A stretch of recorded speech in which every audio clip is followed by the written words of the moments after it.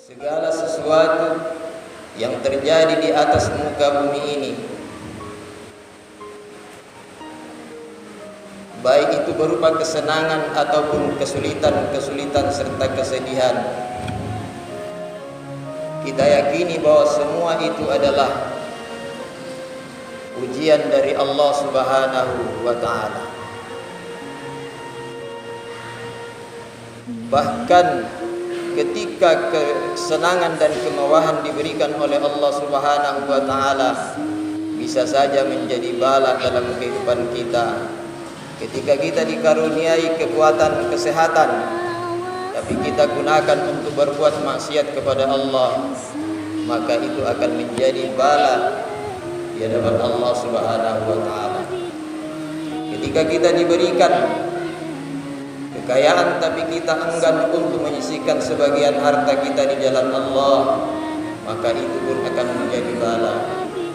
Ketika Allah titipkan amanah di atas muka bumi ini, ketika Allah titipkan jabatan, pangkat, kedudukan di atas muka bumi ini, lalu kita lebih mementingkan kepentingan pribadi daripada kepentingan orang banyak serta kepentingan agama dan bangsa kita, maka itu pun akan menjadi bala di hadapan Allah Subhanahu wa ta'ala. Oleh sebab itu, perlu pemahaman terhadap kiat-kiat menghadapi ujian dari Allah Subhanahu wa ta'ala. Saat ini di tahun baru Hijriah, kita masih hidup dalam situasi atau suasana yang tidak normal seperti sebelumnya.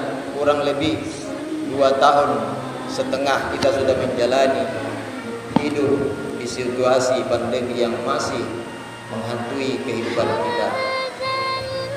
Kita yakin dan percaya bahwa musibah itu semuanya adalah kehendak takdir dari Allah Subhanahu wa ta'ala. Allah Subhanahu wa ta'ala berfirman, "Ma asaba min musibatin fil ardi wala min anfusikum." Tidak satu pun musibah yang terjadi di atas muka bumi ini, baik itu terhadap alam semesta maupun terhadap diri kalian, kecuali semua telah dicatat di Lauhil Mahfuz. Tapi perlu kita ingat bahwa di ayat lain Allah Subhanahu wa ta'ala di dalam surah An-Nisa ayat 79, Allah nyatakan, "Wa ma asabaka min khairin fa min Allah." Dan apa-apa yang baik menimpamu maka itu murni datangnya dari Allah Subhanahu wa ta'ala. "Wa ma asabaka min sayyi'atin fa min nafsik." Sedangkan yang buruk-buruk yang terjadi pada diri kalian, maka itu sesungguhnya datang dari diri kalian sendiri. Oleh sebab itu, kehadiran wabah ini bukan tanpa sebab. Karena Allah sudah nyatakan di dalam Al-Quran, apa saja yang buruk terjadi pada diri kalian, maka sesungguhnya itu adalah perbuatanmu dan disebabkan oleh dirimu sendiri. Oleh sebab itu, kehadiran wabah ini tidak perlu kita sesali dan tidak perlu kita mencari siapa salah dan siapa benar, karena tujuan dihadirkannya bala oleh Allah Subhanahu wa ta'ala untuk menyucikan dan membersihkan kita, terutama orang-orang yang beriman. Sebagaimana Rasulullah sallallahu alaihi wasallam bersabda di dalam Musnad Abu Hurairah radhiyallahu anhu, "La yazalul bala'u lil mu'minin wa la mu'minatin."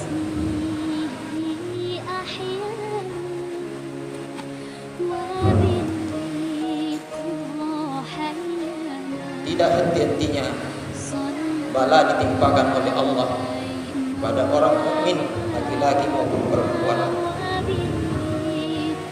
baik terhadap diri mereka, terhadap harta mereka, dan terhadap anak-anak mereka.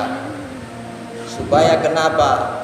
Hatta yalqallaha min ghairi khati'atin, supaya kita berjumpa dengan Allah tanpa satu dosa pun yang melekat pada diri kita.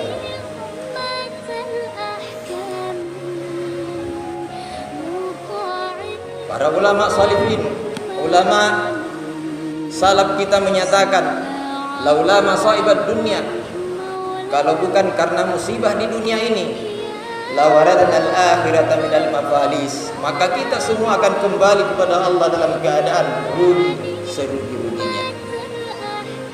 Begitu cintanya Allah kepada kita, begitu sayangnya Allah kepada kita.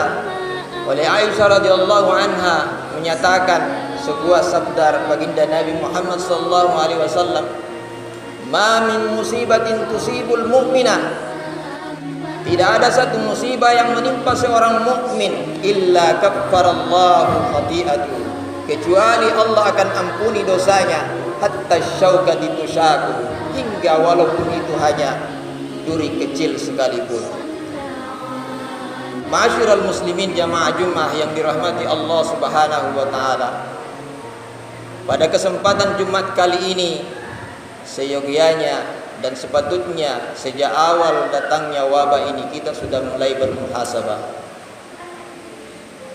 Dan harapan saya semoga itu sudah kita lakukan, meskipun khutbah ini baru saya sampaikan pada kesempatan Jumat kali ini. Kita yakin bahwa wabah ini adalah murni adalah ketetapan dari Allah Subhanahu wa taala. Tapi kita juga harus paham dan patut mengetahui bahwa semua rentetan yang berkenaan dengan wabah ini yang menyulitkan kehidupan kita juga semua ujian dari Allah dan merupakan takdir ketetapan Allah Subhanahu wa taala. Bagaimanapun kita tidak setujunya, bagaimanapun tidak sesuai dengan hati nurani kita, tapi yang kita harus lihat bahwa itulah ketetapan dari Allah Subhanahu wa taala. Itulah makna ikhlas. Ikhlas itu adalah nisyanu ru'yatil khalqi wa dawamu ru'yatillah. Sebagian definisi ulama kita mengatakan bahwa ikhlas itu adalah melupakan melihat segala perkara itu munculnya dari makhluk Allah, tapi lebih sering melihat semua kejadian itu datangnya dari Allah Subhanahu wa taala. Maka dengan demikian akan sangat mudah bagi kita lapang dada dalam menerima setiap cobaan yang diberikan Allah kepada kita. Segala yang berhubungan dengan wabah, kesulitan ekonomi, pendidikan, bahkan kadang kita mendengarkan orang yang tidak positif pun dipositifkan, semuanya tidak lepas dari campur tangan Allah Subhanahu wa taala. Oleh sebab itu, ulama kita menyatakan kalau kondisinya seperti ini, kuncinya adalah tetap menjaga adab dan etika. Salah satu di antaranya adalah ikhlas, yang kedua sabar. Apa itu sabar? Sebagian definisi ulama kita mengatakan adalah kaful jawarihi, menahan anggota tubuh untuk tidak melakukan hal-hal yang seolah-olah tidak terima dengan ketetapan Allah Subhanahu wa taala. Yang kedua, kaful lisan, menjaga lisan. Jangan sampai kita mengeluarkan kata-kata kasar yang seolah-olah akan merusak rasa keikhlasan dan kesabaran kita kepada Allah Subhanahu wa taala. Kita sebagai manusia biasa, siapapun itu, tentunya tak luput dari salah dan hilaf. Oleh sebab itu, kesempatan bagi kita untuk selalu saling menasihati. Bukan berarti yang menasihati lebih bisa mengamalkan daripada yang bisa dinasihati. Akan tetapi inilah tugas dan kewajiban kita, saling menasihati dalam agama. Karena fondasi yang kuat, keimanan yang kuat, maka seluruh sendi-sendi kehidupan beragama akan menjadi kokoh. Tapi ketika keimanan kita rapuh, maka seluruh sendi-sendi kehidupan beragama dan bermasyarakat akan rapuh. Mari kita belajar keikhlasan dan kesabaran terhadap para aulia Allah, alim ulama kita. Seorang wali Allah diberikan kelebihan khusus oleh Allah Subhanahu wa taala, mampu melihat apa yang tidak mampu dilihat oleh manusia biasa. Mereka diberikan kelebihan oleh Allah, mampu melihat wabah yang hadir di tengah-tengah umat Islam. Mereka mengetahui berapa pasukan mereka, Mereka mengetahui berapa nyawa yang akan direnggut dan dibawa bersamanya. Tapi pernahkah kita mendengarkan seorang wali membeberkan akan rahasia Allah Subhanahu wa taala? Tidak pernah sama sekali, karena mereka tahu bahwa itu bukan tugas saya dan saya tidak punya kapasitas untuk mencampuri urusan Allah Subhanahu wa taala. Inilah yang sangat penting kita pelajari, kesabaran dan keikhlasan pada para aulia Allah. Jangan sampai Allah hadirkan sabar, Allah hadirkan musibah ini untuk menyelamatkan kita di akhirat nanti, justru semakin menjerumuskan ke dalam neraka dan kesesatan di dunia ini. Ma'asyiral muslimin jamaah Jumat yang berbahagia, para aulia Allahi memilih bersembunyi, hidup bermasyarakat, hidup berbaur, hidup seperti biasa dengan masyarakat yang lainnya, sehingga tidak dikenali orang lain karena menjaga dirinya, menjaga keikhlasannya, menjaga hatinya, jangan sampai muncul sifat-sifat kesombongan di dalam dirinya. Bayangkan ketika kita mengetahui hal itu, mungkin kita sudah akan membeberkannya, bahkan berani dengan congak dan congkak berjalan menyampaikan di hadapan orang lain karena kehebatan yang kita miliki. Inilah yang sangat dihindari. Para ulama, orang-orang saleh kita, mereka punya amalan, mereka punya kedekatan khusus dengan Allah. Mereka yakin dengan amalannya tidak akan tersentuh sedikit pun oleh wabah. Tapi mereka tidak pernah membeberkannya. Mereka menjaga hatinya jangan sampai tersisipi oleh bisikan-bisikan halus dari syaitan. Atau mungkin kita punya tubuh yang kuat, fisik yang sehat, imun yang kuat. Jangan sampai kita berpikir yang menyelamatkan saya adalah fisik saya, imun saya.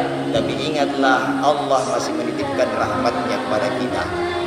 Dan dua kemungkinan, orang yang tidak ditimpa wabah, boleh jadi itu bentuk rahmat Allah, boleh jadi itu juga azab Allah Subhanahu wa taala. Atau dikenal juga dengan istidraj. Allah membiarkan kita hidup tetap sehat. Allah membiarkan kita hidup tetap senang, tidak pernah kesulitan, tidak pernah dicoba sedikit pun dengan kesulitan-kesulitan. Mari kita bermuhasabah, jangan sampai itu adalah bentuk pembiaran Allah Subhanahu wa taala, dan kelak balasannya azab siksaan neraka akan lebih pedih dihadapinya di hadapan Allah Subhanahu wa taala. Ma'asyiral muslimin yang dirahmati Allah Subhanahu wa taala, mari kita kembali muhasabah, kita rubah kehidupan kita. Allah Subhanahu wa taala berfirman, "Innallaha la yughayyiru ma biqaumin." Sesungguhnya Allah tidak akan merubah nasib satu kaum hatta yughayyiru ma bi anfusihim, hingga mereka sendiri yang berusaha untuk merubahnya. Mari kita hidup bergandengan tangan, hidup dengan penuh keikhlasan dan kesabaran, menata diri, menata hati, sehingga kehidupan kita lebih layak diridhai dan dirahmati oleh Allah Subhanahu wa taala. Dan dengan demikian harapan kita, hari demi hari, sedikit demi sedikit wabah ini akan melemah di tengah-tengah kehidupan kita. Barakallahu li wa lakum fil Qur'anil azim wa nafa'ni wa iyyakum minal ayati wa dzikril hakim. Aqulu qouli hadza fastaghfiruhu innahu huwal ghafurur rahim.